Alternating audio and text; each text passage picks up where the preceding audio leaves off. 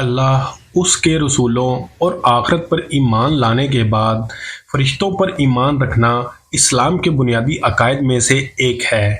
فرشتوں پر ایمان لانے سے مراد یہ ماننا ہے کہ وہ اللہ کی ایک مخلوق ہے۔ تمام فرشتے نور سے پیدا ہوئے ہیں اور وہ ہماری نظروں سے غائب ہیں اور ہمیشہ اللہ کے حکم کے منتظر رہتے ہیں۔ نیز فرشتے معصوم ہوتے ہیں، یہ اللہ کی نافرمانی اور گناہ نہیں کرتے۔ ان فرشتوں میں کچھ اللہ کی عبادت میں تا قیامت مشغول رہتے ہیں، کچھ وحی الہی پہنچاتے ہیں، کچھ دن رات موسم اور بارش وغیرہ کے کام سر انجام دیتے ہیں۔ اللہ کے انہی مقرب فرشتوں میں سے ایک فرشتہ اسرائیل علیہ السلام ہے، جنہیں روح قبض کرنے یعنی لوگوں کی جان نکالنے کا کام سونپا گیا ہے۔ حضرت اسرائیل کو فرشتہ اجل اور ملک الموت بھی کہا جاتا ہے۔ اللہ تبارک و تعالیٰ نے قرآن مجید میں ملک الموت کا ذکر کچھ یوں بیان کیا ہے کہ کہہ دیجئے کہ موت کا فرشتہ جو تم پر مقرر کیا گیا ہے تمام روح قبض کرتا ہے، پھر تم اپنے پروردگار کی طرف لوٹائے جاؤ گے۔ دراصل اسرائیل عبرانی زبان کا لفظ ہے۔ اسرا کے معنی بندہ اور ایل کے معنی خدا ہیں، یعنی اسرائیل خدا کے بندے کو کہتے ہیں، جس کو قرآن مجید میں ملک الموت کا نام دیا گیا ہے۔ روایات کے مطابق جب اللہ نے چاہا کہ آدم علیہ السلام کی تخلیق کرے تو فرشتوں کو حکم دیا کہ زمین سے خاک لے کر آئیں، لیکن زمین نے ان فرشتوں کو قسم دے کر واپس بھیج دیا۔ آخرکار اسرائیل علیہ السلام اس کام پر قادر آ گئے اور ان کی مٹی لانے میں کامیاب ہوئے۔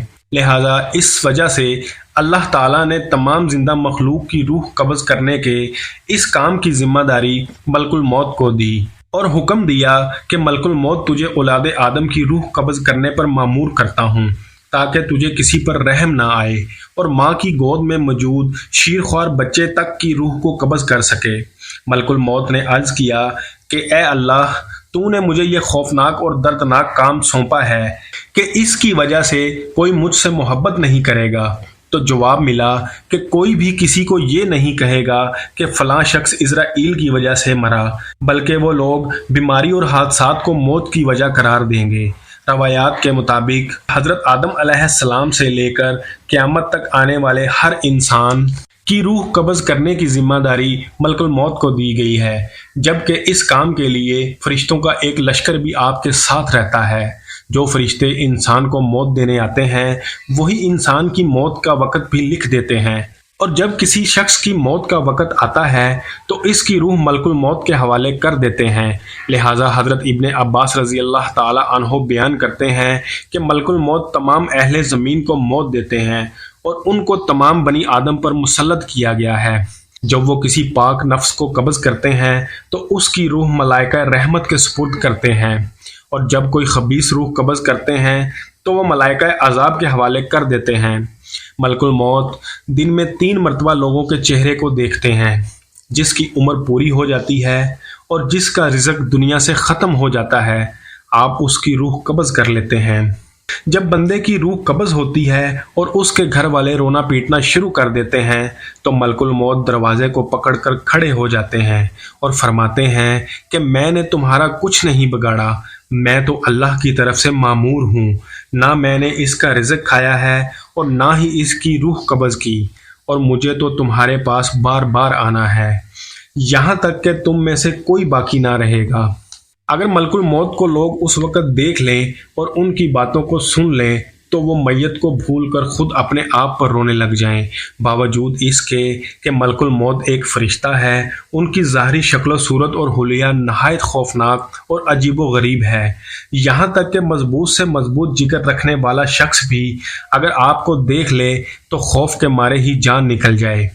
اس کے متعلق حضرت ابن مسعود رضی اللہ تعالی عنہ بیان کرتے ہیں کہ حضرت ابراہیم علیہ السلام کی ملاقات جب ملک الموت سے ہوئی تو آپ نے ان سے سوال کیا کہ اے ملک الموت، آپ مجھے وہ صورت دکھائیں جس میں آپ کفار کی روح کو قبض کرتے ہیں۔ ملک الموت نے کہا کہ یہ آپ کی طاقت سے باہر ہے، لیکن آپ کے اصرار پر انہوں نے وہ صورت دکھانی شروع کی اور فرمایا کہ آپ اپنا منہ موڑ لیجئے۔ جب ملک الموت اپنی اصل صورت میں نمودار ہوئے اور آپ نے انہیں دیکھا تو وہ ایک سیاہ شخص تھے جس کے سر پر آگ کے شعلے نکل رہے تھے۔ انہیں دیکھ کر حضرت ابراہیم علیہ السلام پر غشی طاری ہوئی۔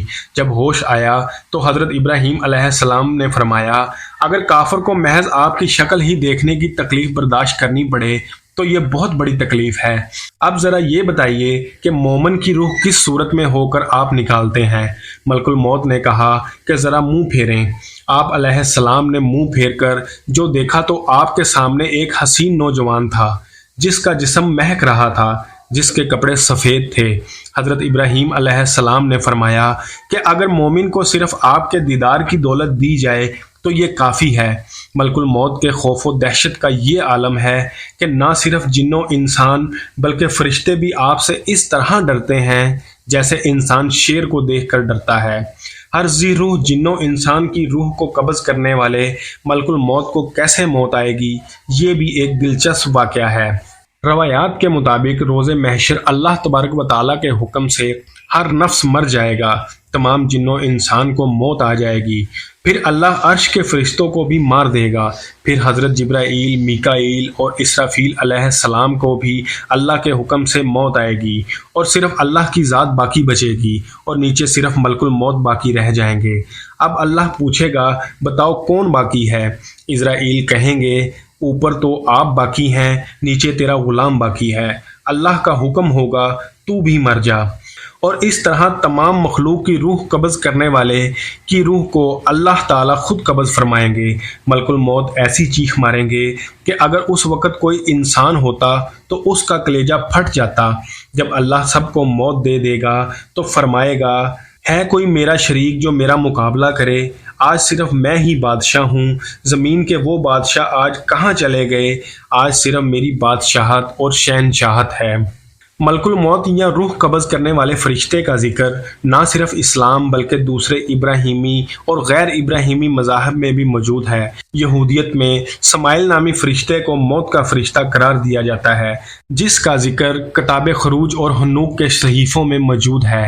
سمائیل کو آسمان سے دھتکارے گئے فرشتے یعنی دی فالنگ اینجل میں شمار کیا گیا ہے، جبکہ عیسائیت کے فرقوں میں آرک اینجل مائیکل کو اینجل آف ڈیتھ کا درجہ دیا گیا ہے، جس کا ذکر کتاب پیدائش میں موجود ہے۔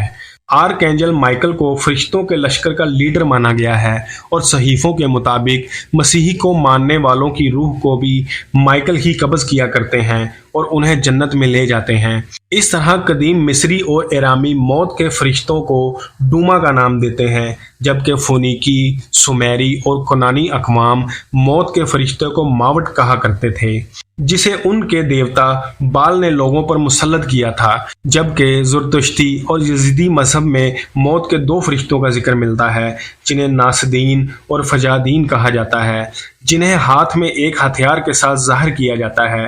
وہیں ہندو دھرم میں یمراج نامی دیوتا کو موت دینے والا مانا گیا ہے، جس کو نرک یعنی دوزخ کا دیوتا کہا جاتا ہے۔ یمراج کو اپنی جمالی اور جلالی صورت کے ساتھ بھینس پر سوار دکھایا گیا ہے۔ یمراج کا ذکر ہندو مت کے صحیفوں میں ملتا ہے، جس کے مطابق موت کے بعد ہر شخص کی روح کو یمراج یملوک نامی مقام پر لے جاتا ہے، جہاں اس کے کرموں کے مطابق اسے سزا اور جزا دی جاتی ہے۔ چنانچہ اسلام کے علاوہ موت کے فرشتے کو تقریباً ہر مذہب میں دیوتا مانا گیا ہے اور باقاعدہ اس کی پوجا یا عبادت کی جاتی ہے، لیکن اسلامی عقائد کے مطابق ملک الموت دوسرے فرشتوں کی طرح ہی اللہ کے فرما بردار اور حکم ماننے والی مخلوق ہے، جنہیں روز قیامت خود موت کا مزہ چکھنا ہے۔ اللہ تبارک و تعالیٰ سے دعا ہے کہ اللہ تبارک و تعالیٰ ہم سب کو ایمان کی حالت میں موت نصیب فرمائے، آمین یا رب العالمین۔